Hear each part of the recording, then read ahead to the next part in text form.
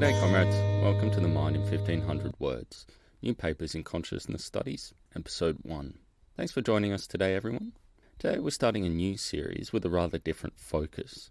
In the main series, our focus has been to try and understand the evidence for, or reasoning behind, claims that people studying a typical undergraduate psychology or philosophy course would be expected to take at face value. We've come across plenty of cool stuff, and that series will continue. This new series will have a narrower focus, specifically, as it says on the label, in consciousness studies. Every day, interesting, important, or cool papers on consciousness are coming out, and it's impossible to keep up with them all. In this series, I'll pick out papers that look exciting to me as they go to press, and give them a quick once-over for us. These might be a bit more than 1500 words depending on how excited I get. So, in that spirit, welcome to the first in the series, New Papers in Consciousness Studies. Gallagher, Colsey and Setter in Press 2021, Dissociation of Proprioceptive Drift and Feelings of Ownership in the Somatic Rubber Hand Illusion, forthcoming in Acta Psychologia. In this paper, Gallagher and colleagues look at the relationship between two proposed measures of an illusion called the rubber hand illusion. Just as in the study of visual consciousness, in the study of bodily self-consciousness, we use illusions to give people unusual but controllable experiences. In the rubber hand illusion, we generate the experience of touch coming from an artificial body part, and the feeling as if the artificial body part is the subject's real body. Basically, we get a prosthetic hand and get you to feel touch as if it's coming from it, and to feel as if it's your own hand. The most common way to do this is to get you to look at the prosthetic being stroked in synchrony with your real hand, which is of course kept out of sight. When Botvinnik and Cohen described this illusion in 1998, they used two measures of the experience of the illusion. One was a questionnaire. Subjects affirmed or denied statements like, "I felt the touch coming from the rubber hand," on Likert scales, rating to the extent to which they agreed or disagreed with the statements. The second is what we call proprioceptive drift. This is a measure of the mislocation of the real hand that the subject can't see towards the fake hand the subject is looking at. To get this, we get the subject to estimate the location of the real hand relative to a ruler in a control condition and subtract that from the estimated location during the illusion. Since the mid-2000s, there has been growing evidence that these two measures dissociate from each other, meaning roughly that sometimes subjects will report the illusion but not show any proprioceptive drift, and vice versa. On the face of it, this might seem like an obscure technicality, of interest only to scientists refining their methods. But to theorists of self-consciousness in particular, and consciousness in general, it is anything but. Indeed, dissociations between ways we measure experiences forms a central premise in Irvine's argument that consciousness isn't a scientifically respectable kind, and should be replaced by accounts of separable cognitive processes, like remembering, reporting, pointing, and the like. Any dissociation between measures of an experience could be relevant here. I'll put some references to this in the description for you. That said, I'm not inclined to think that this particular dissociation helps Irvine's argument, because independent of this dissociation, we already had good evidence that we represent our bodies in multiple ways. And it's likely that proprioceptive drift makes use of different, well, strictly fewer, but that's a longer argument, body representations than does responding to the questionnaire. I do think, and have argued elsewhere, that this dissociation helps build an alternative to Irvine's eliminativism. But again, that's a longer argument. Gallagher and colleagues tested to see if this dissociation showed up for a different version of the rubber hand illusion.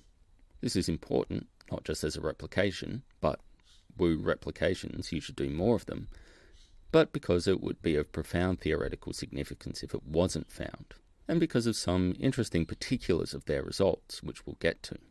The version of the illusion they used is sometimes called the tactile or somatic rubber hand illusion. In this version, the subject doesn't look at the rubber hand while it is stroked. Instead, the experimenter takes the subject's own right index finger and taps the knuckle of the rubber hand, whilst tapping the subject's left hand in synchrony.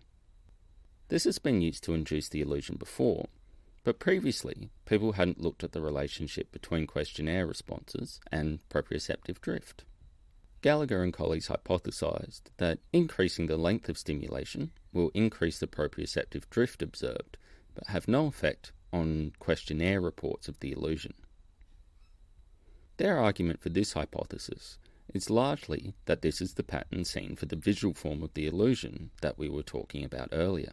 Hence, if they didn't find the dissociation, that would be a big deal. Spoiler, they do. But they also justify it using theories of the illusion, including one that I've offered in the past, which they contrasted to a Bayesian account. I'd like to pause on this part of the discussion for a moment, as I don't think they've gotten the contrast between the two accounts quite right. This isn't a big deal for their argument, as both accounts make similar predictions on their task, so we're not looking at distinguishing between them here, but it is important for future debates. As Gallagher and colleagues point out, a key step in the account I've offered of the rubber hand illusion is the matching of two types of body representation: an online representation of the body as it is currently, i.e. the seen or felt hand, and a stored offline prototype of one's body. A part of the model that Gallagher and colleagues gloss over is that both these representations and the process of matching is to be understood in terms of a quality or conceptual space. It would take far too long to give a good account of just what this means for those who are unfamiliar with this approach. You signed up for 1,500 words, not 15 hours. I'll put some references in the description for those who would like some more reading. What matters for us is one consequence of my approach, and that is that the prototype body representation, also known as offline body representation, like any prototype, is not explicitly represented in this process. By explicit representation here, I mean one where a particular representing vehicle with that content is tokened. The offline body representation is a tacit representation. It needn't ever be tokened. To really get your head around this, it can help to look at some representational analysis of connectionless networks. I know that's too quick for those who aren't experienced working with these concepts. If that's you, just focus on my assertion that in my model, the offline body representation isn't an explicit representation.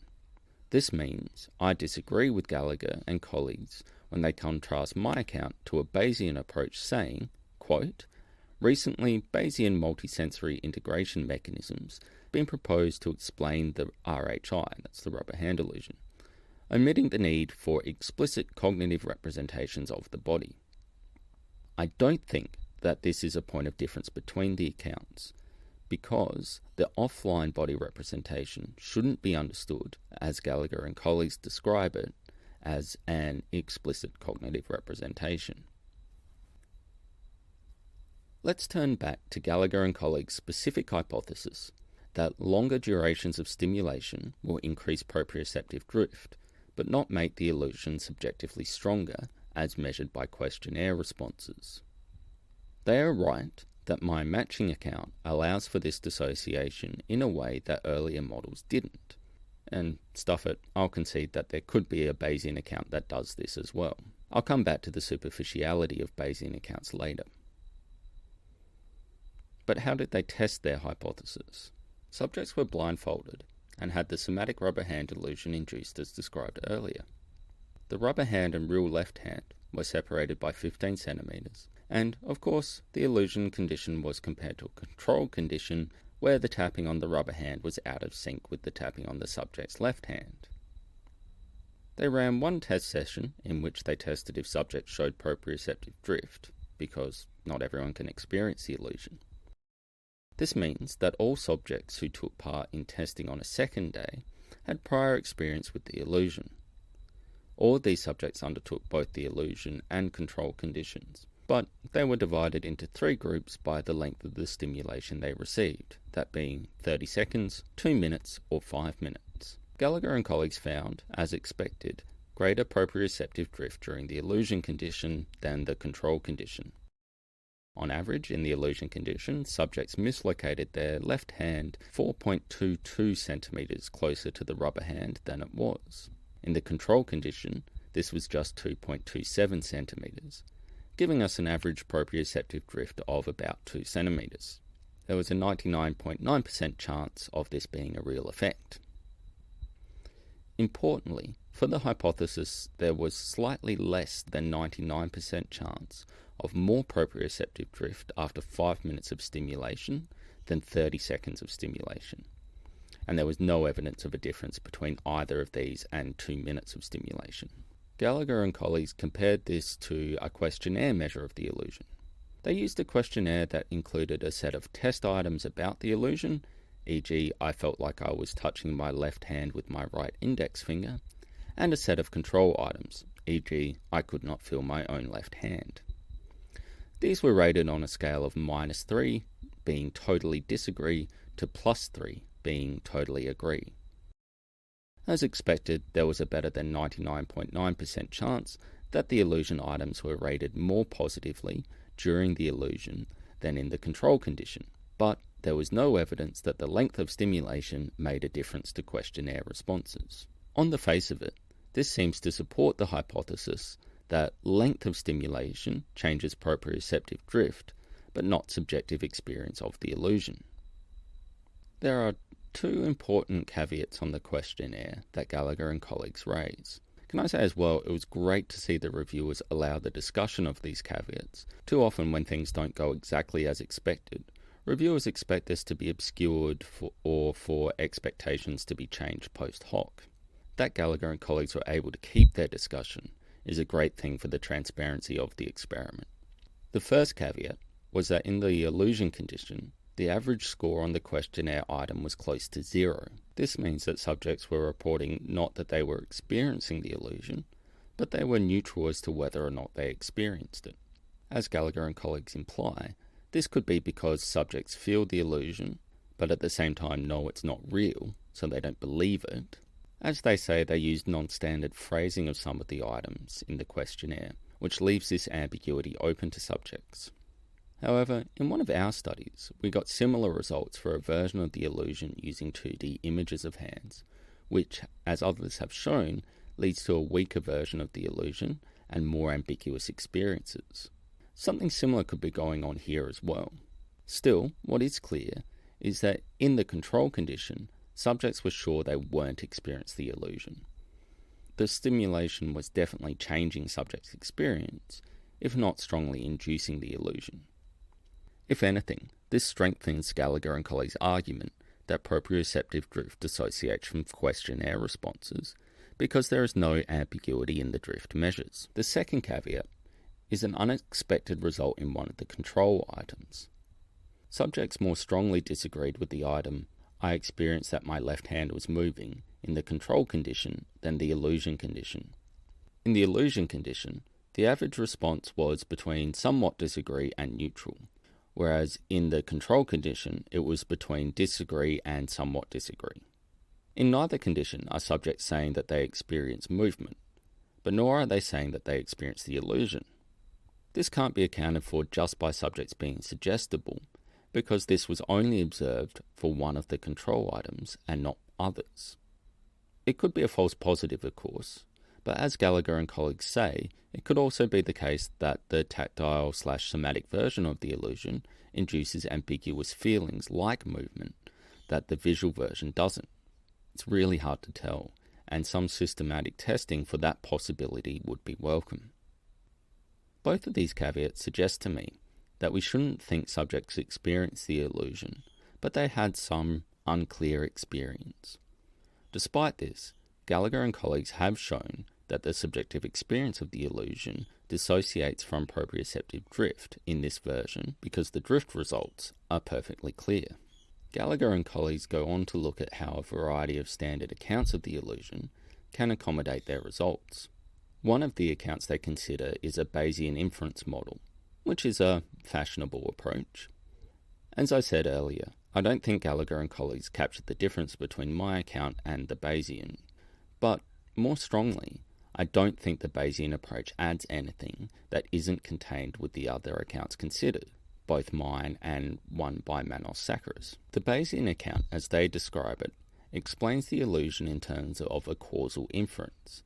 Specifically, the subject infers that the felt touch on the left hand and the right finger are due to the same event. We need to allow some wriggle room, because this clearly isn't what the subjects are inferring in this study, because subjects are reporting that they are neutral as to whether or not they experience the illusion. That's okay. Every account of the illusion needs to include this possibility. What the Bayesian account is supposed to add is a formalism, that is, an equation that gives specific probabilities for different inferences, i.e. a probability that two separate touches are occurring and a probability that a single touch is occurring. But this formalism isn't given. As is usual with Bayes models, we get the hint of the possibility of mathematical descriptions, but no follow-through. All that's left is a general framework of Q integration and causal inference, which, is Helmholtz. And at any rate, already part of the more explanatory accounts offered by Saccharis and myself, which discuss where in the process of eliciting the illusion these inferences play a role. In contrast, the mathematical descriptions that come from conceptual or quality space accounts are ignored. This isn't a problem specific to Gallagher and colleagues' paper, of course. I'm sure they're just being comprehensive in discussing various hypotheses and how they fit with their findings. Thanks for joining us today. I hope this new series is of interest to people. If you enjoyed the show, please do share it around, and maybe leave a review on Apple Podcasts or wherever, as that helps others find us. The next episode will return to our series on developmental psychology.